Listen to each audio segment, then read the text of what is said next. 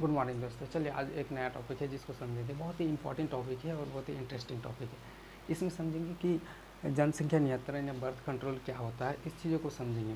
बहुत आसान टॉपिक है और बहुत ही यूजल टॉपिक है जिसको समझना बहुत ही ज़रूरी है।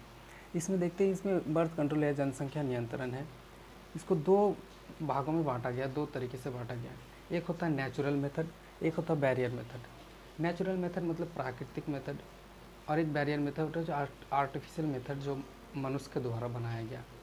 इसमें बर्थ कंट्रोल में क्या होता है, बर्थ कंट्रोल में का यही मोटिव है कि यही उद्देश्य है कि आपका प्रेगनेंसी को रोकना है, स्पर्म को जायगोट से मिलने से बचाना है, मतलब स्पर्म को ओवम से मिलने से बचाना है। जैसे यहाँ पे स्पर्म है, रिप्रोडक्टिव ट्रैक है, ये वेजाइना है। अगर यहाँ से स्पर्म इंटर करता है तो यहाँ पे अगर ओवम होता है तो इन दोनों को किसी तरह मिलने से रोक दे ताकि जायगोट ना बने। जायगोट ना बनेगा तो ना एम्ब्रायो बनेगा, ना ही फिर जाके फीटस बनेगा।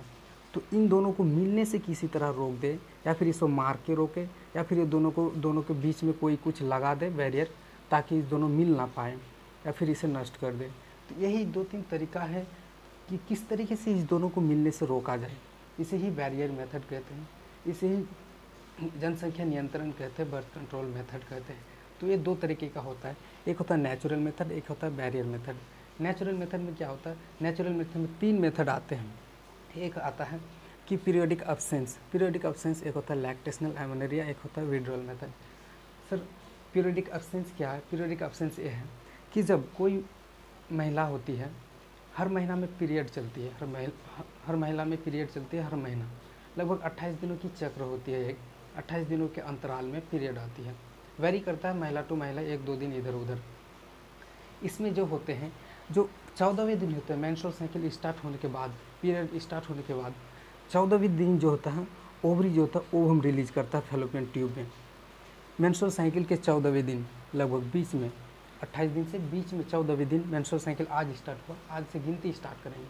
14वें दिन जो होता है ओवम रिलीज करता है फैलोपियन ट्यूब में, ओवम आया। अगर 14वें दिन में ओवम रिलीज होता है तो सर इससे बचने के लिए, मेंस्ट्रुअल आखिर जायगोट ना बने, फर्टिलाइज ना हो, निषेचन ना हो, तो इसके लिए हमको यही करना होगा कि वो 14वें दिन मतलब मेरा स्पर्म यहाँ तक ना पहुँच पाए। इसके लिए क्या करना है, एक पीरियोडिक अब्सेंस माना जाता है। मतलब आपको गिनती करके रखना है महीना में कि अगर आपका पीरियड स्टार्ट हुआ वहाँ से लेके 10वें दिन तक, अब पीरियड स्टार्ट हुआ वहाँ से लेके 10वें दिन तक आप सेफ सेक्सुअल इंटरकोर्स कर सकते हैं। 10वें दिन तक सेक्सुअल रिलेशन बना सकते हैं। 10वें दिन से लेकर 17वें दिन तक, 10वें दिन से लेकर 17वें दिन तक आपको सेक्सुअल रिलेशन, सेक्सुअल इंटरकोर्स को अवॉइड करना है, उससे बचना है। क्यों सर? 14वें दिन ओवुलेशन होगा तो 17वें दिन इधर 2 दिन आगे पीछे क्यों आप मना कर रहे हैं? क्योंकि किसी महिला में ओवुलेशन हो सकता है 13 दिन में हो जाए, या फिर 15 दिन में हो जाए, 1-2 दिन का डिले, या फिर पहले हो सकता है। तो इसे सेफ रखने के लिए आप जो होता है 14 दिन से पहले 10वें दिन तक ही रोक दें, और इधर 17वें दिन के बाद आप फिर से सेफ सेक्सुअल रिलेशन कर सकते हैं। मतलब 10वें दिन से 17वें दिन तक आपको सेक्सुअल रिलेशन अवॉइड करना है, नहीं करना है, बचना है सेक्सुअल रिलेशन बनाने से।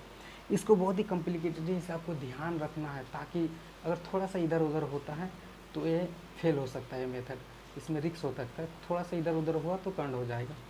तो इसको आपको ध्यान रखना है, 10 से 17वें दिन तक आपको सेक्सुअल इंटरकोर्स नहीं करना है, बच कर रहना, यही है। उसके बाद समझते हैं लैक्टेशनल एमेनोरिया। लैक्टेशनल एमेनोरिया क्या है सर? लैक्टेशनल एमेनोरिया मेथड यह है कि जब कोई महिला प्रेगनेंसी के बाद चाइल्ड बर्थ करती है, चाइल्ड बर्थ करने के बाद जो फीटस होते हैं, जो चाइल्ड होती है, उन्हें दूध पिलाती है। दूध पिलाती है, जब तक बच्चे को दूध पिलाती है, बच्चे को जन्म देने से बाद से लेकर जब तक दूध पिलाती है, उसे लैक्टेशनल पीरियड कहते हैं, लैक्टेशन पीरियड कहते हैं। लैक्टेशन पीरियड ये है कि कोई महिला लगभग किसी तो सालों भर दूध पिलाता है, लेकिन 6 मंथ जन्म देने के बाद 6 मंथ तक एक सेफ पीरियड होता है, लैक्टेशन पीरियड चलता है, जो दूध पिलाया जाता है बच्चे को। 6 मंथ तक जो होता है पीरियड बंद रहता है महिला में, मेंस्ट्रुअल साइकिल बंद रहता है। तो उस दौरान जो होता है ओवरी जो होता है ओवम रिलीज नहीं करता, ओवम नहीं बनाता। तो 6 मंथ तक मतलब बच्चे को जन्म देने के बाद 6 मंथ तक आप सेक्सुअल इंटरकोर्स कर सकते हैं ओपनली, कोई दिक्कत नहीं है। उसके बाद 6 मंथ के बाद आपको फिर मेथड्स का, बैरियर मेथड्स का यूज़ करना होगा। 6 मंथ के बाद आप सेक्सुअल रिलेशन आप ओपनली नहीं बना सकते। 6 मंथ के बाद बनाएंगे तो फिर जो होता है प्रेगनेंसी होने का चांस है।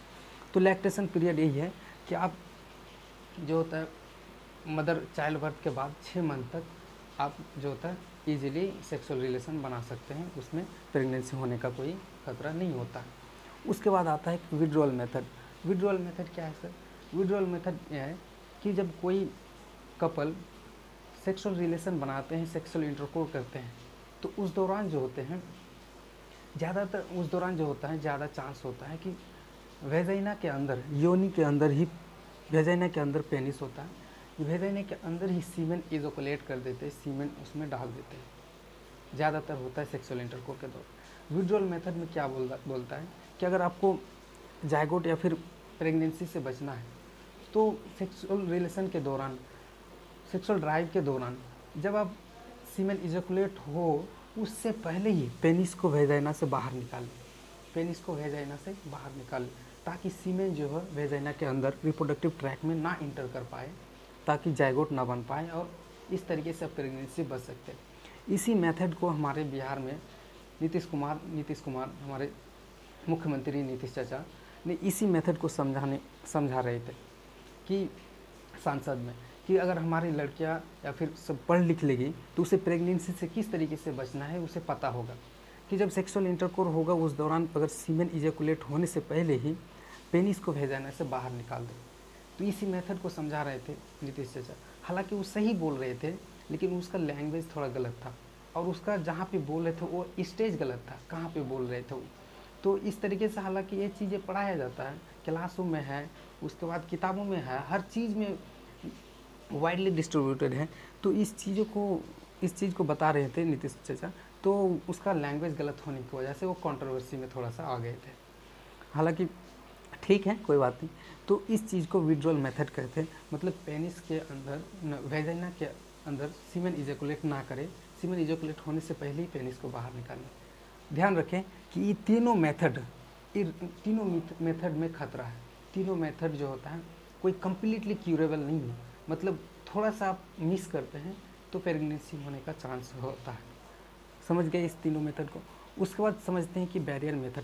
बैरियर मेथड क्या होता है कि इसमें जो होता है ओवम को स्पर्म से मिलने के लिए रोक दे, कहीं पे भी कुछ बैरियर लगा दे ताकि स्पर्म जो है ओवम तक ना पहुंच पाए। तो बैरियर मेथड में क्या होता है, सबसे पहला होता है male and female condom. Male condom को कॉन्डोम ही बोलते हैं, एंड फीमेल कॉन्डोम को फेमिडोम या फेमिसिल्ड बोला जाता है। तो मेल कॉन्डोम तो आप लोग जानते ही होंगे, पेनिस के ऊपर एक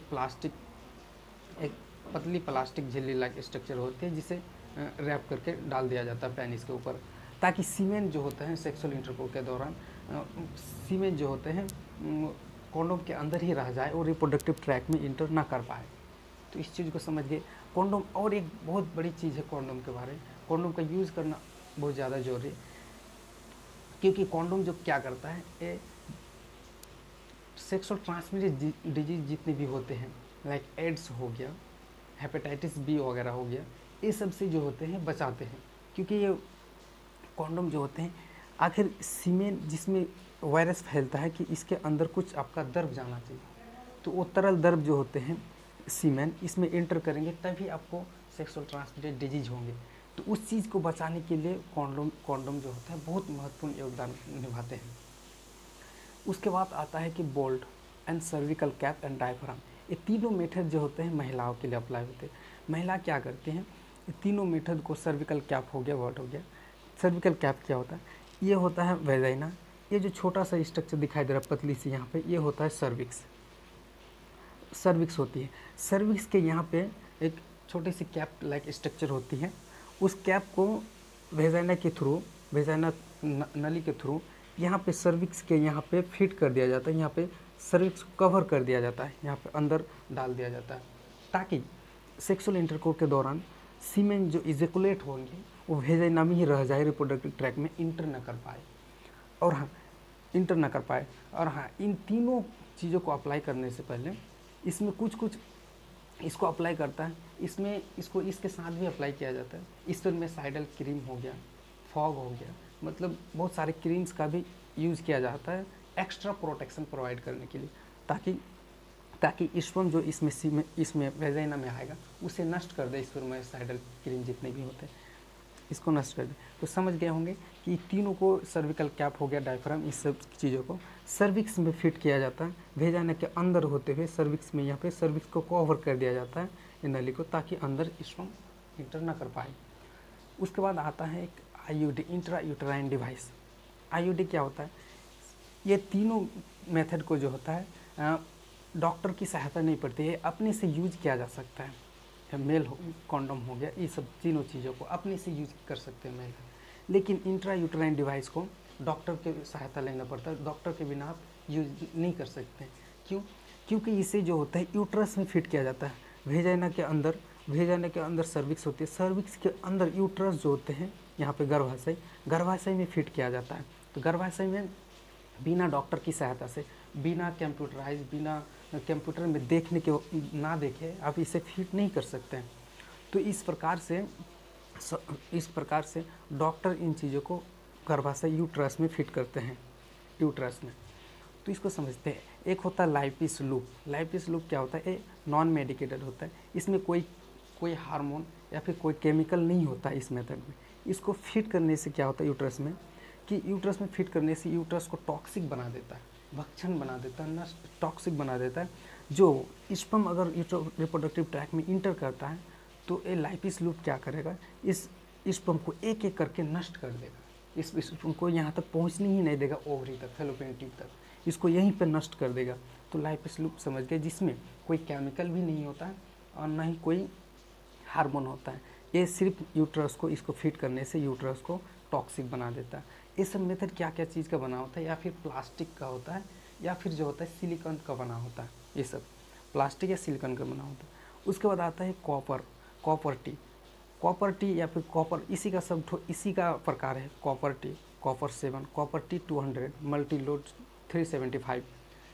इसमें क्या होता है, इस सभी चीज़ों को भी यूट्रस में प्रवेश किया जाता है। यूट्रस में कॉपर टी क्या करता है कि फैलोपियन ट्यूब को जाम कर देता है, यहाँ से लगाया जाता है यूट्रस में, इस तरीके से होते हैं, फैलोपियन ट्यूब को जाम कर देते हैं।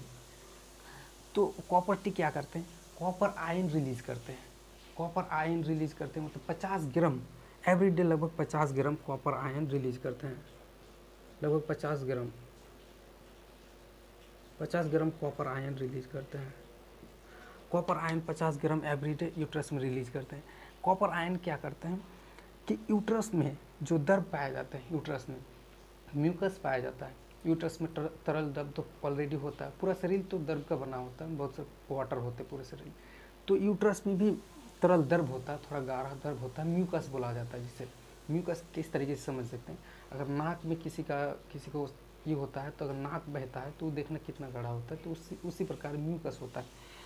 तो म्यूकस जो होता है, यहाँ पे म्यूकस हल्का पतला होता है ऑलरेडी पहले से, जब नेचुरली पहले से हल्का होता है। जब सीमेन इजैकुलेट होता है तो ये म्यूकस जो होता है स्पर्म को हल्का हल्का रोकता है, लेकिन स्पर्म जो होता है यहाँ तक पहुँच जाता है। यहाँ पे एक बात समझिएगा, नेचुरली जब सीमेन इजैकुलेट होते हैं, फर्टिलाइज होना है नेचुरली, तब एक बार सेक्सुअल इंटरकोर्स बनाने से जो होते हैं सीमेन जो होते हैं, लगभग वेजाइना में जो नॉर्मल पर्सन है, लगभग अप्रोक्सीमेटली 5 ग्राम सीमेन जो होता है वेजाइना में इंटर किया जाता है। 5 ग्राम सीमेन होते हैं, 5 ग्राम सीमेन में लगभग 200 से 300 मिलियन स्पर्म होते हैं। इमेजिन कर सकते, बहुत सारे करोड़ों स्पर्म होते हैं, 200 से 300 मिलियन करोड़ों स्पर्म होते हैं छोटे छोटे। ये स्पर्म जो होते हैं यहाँ से रिप्रोडक्टिव ट्रैक को तैरते हुए इसे पार करके यहाँ तक जाना होता है, ओवरी तक। तो इसमें क्या होता है कि कंपटीशन होता है।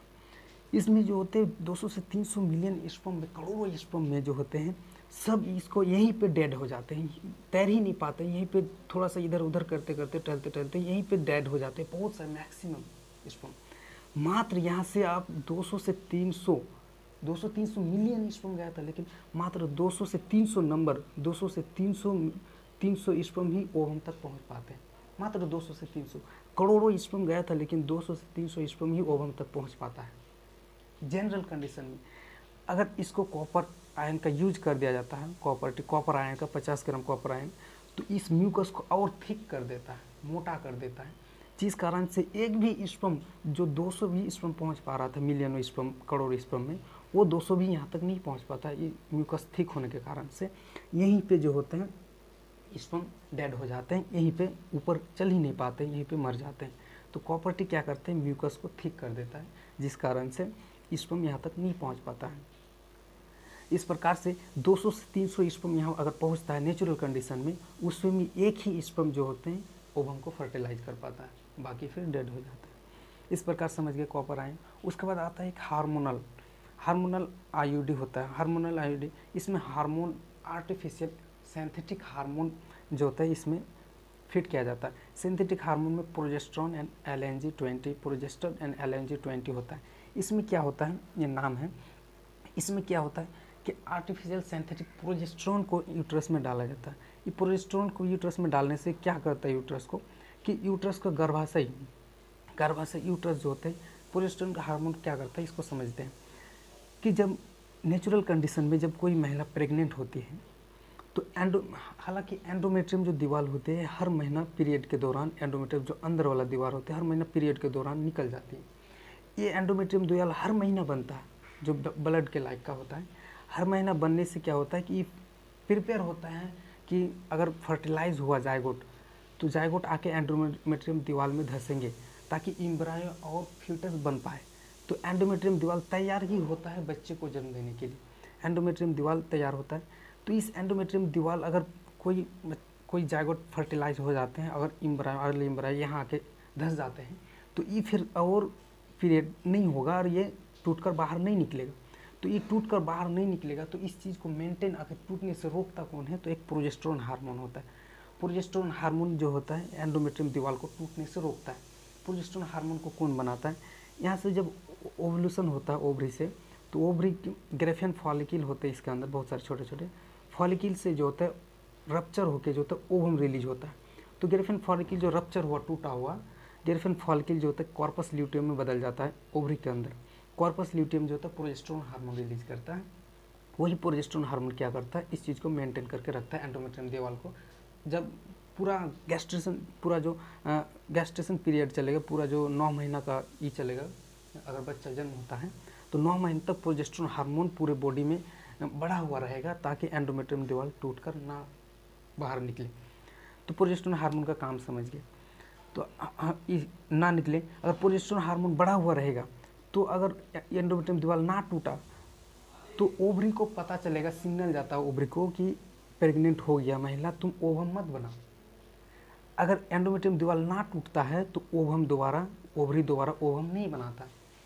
तो इस प्रकार से अगर रोकना है तो वो एंडोमेट्रियम दीवार को किसी तरह रोक दो ताकि ओवरी ओवम ना बनाए।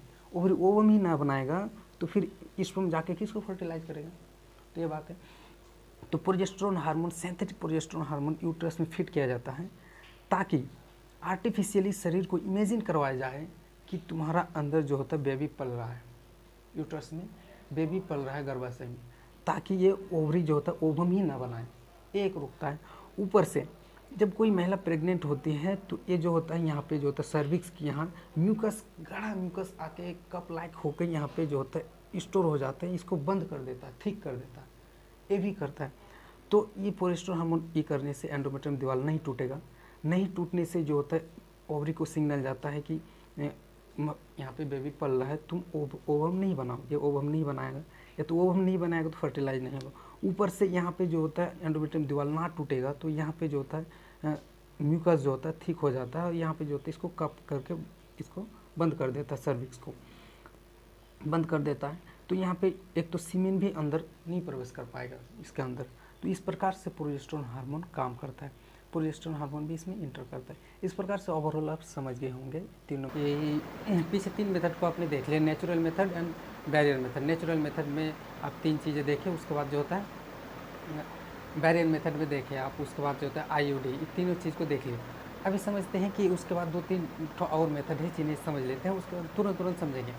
पहला मेथड है कि इम्प्लांट किसे कहते हैं। इम्प्लांट ऐसा है कि 6 सिलिकॉन का एक ट्यूब लाइक स्ट्रक्चर होती है, छोटे छोटे पाइप होती है, छोटे छोटे पतले पतले नली लाइक पाइप होती है। उसमें क्या होता है progesterone hormone, synthetic progesterone hormone उसमें फिट कर दिया जाता है। वो progesterone hormone pipe like progesterone hormone वाला पाइप जो होते हैं, उस पाइप को जो होते हैं 4 स्क्रीन जो होते हैं यहाँ पे आर्म में, यहाँ पे जो होता है स्किन के नीचे जो होते हैं फिट कर दिया जाता है और धीरे धीरे धीरे धीरे प्रोजेस्टेरोन हार्मोन रिलीज होते रहते हैं शरीर में। वो प्रोजेस्टेरोन हार्मोन क्या करते हैं, बॉडी में प्रोजेस्टेरोन हार्मोन लेवल बढ़ा देते हैं, जिससे ओव्यूलेशन नहीं होता है और ओवम नहीं बनता है। इस प्रकार से प्रेगनेंसी को डिले कर सकते हैं। यह बहुत ही सक्सेसफुल मेथड है। 3 से 4 साल के लिए, 3 या 5 साल के लिए इसे फिट किया जाता है। उसके बाद एक आता है इंजेक्टेबल। इंजेक्टेबल क्या है, इसे इंजेक्शन के थ्रू दिया जाता है। इसमें भी प्रोजेस्टेरोन हार्मोन इसको पाइप में डाला जाता है, इसमें इंजेक्शन के थ्रू डायरेक्ट ब्लड में दिया जाता है। इसमें भी जो होते हैं डिले किया जाता है प्रेगनेंसी को। उसके बाद आता है पिल्स या मेडिसिन। पिल्स या मेडिसिन जनरली यूज़ करते हैं लोग। पिल्स या मेडिसिन में दो जो होते हैं एनसीईआरटी में दिया हुआ है। इसमें एक सहेली है, एक मालाडी। सहेली नाम का जो दवाई है, इसे एक institute CDRI central drug research institute of India जो लखनऊ में है, इसे लखनऊ में है, इन्होंने बनाया है। इसका इंस्टीट्यूट लखनऊ में है। इन्होंने ही इस दवा को बनाया है, जिसका जो दवा में नॉन स्टेरॉयडल दवा है। इसमें कोई स्टेरॉयड नहीं पाया जाता है, इसमें कोई हार्मोन्स वगैरह नहीं होता इस दवाई में। उसके बाद एक आता है मालाडी। मालाडी इसे प्रेगनेंसी पीरियड स्टार्ट होने के 5वें दिन से लेकर 25वें दिन तक लिया जाता है। ये 21 दिन का डोज होता है, इसे हर दिन लिया जाता है और इसे सप्ताह में 1 बार लिया जाता है। उसके बाद आता है कि एक सर्जिकल मेथड। सर्जिकल मेथड क्या है कि एक पुरुष नसबंदी एवं महिला नसबंदी आप लोग सुने होंगे। पुरुष नसबंदी में क्या करता है, वॉइस डिफरेंस को काट दिया जाता है, जिसे वैसेक्टोमी कहते हैं।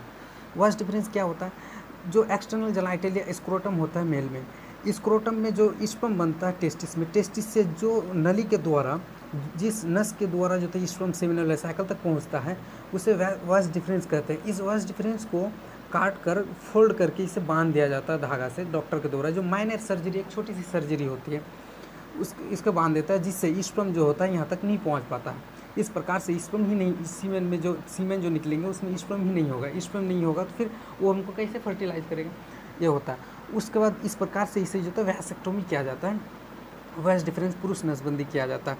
इसमें जो होते हैं सीमेन तो निकलेंगे पुरुष नसबंदी के बाद, जो सेमिनल फ्लूइड होते हैं वो निकलेंगे, लेकिन उसके साथ जो होता है स्पर्म उसमें एब्सेंट होंगे, जिस कारण से जायगोट नहीं बनेंगे, फर्टिलाइज नहीं हो पाएगी। इस प्रकार पुरुष नसबंदी समझ गए होंगे। उसके बाद चलते हैं ट्यूबकोटोमी, महिला नसबंदी।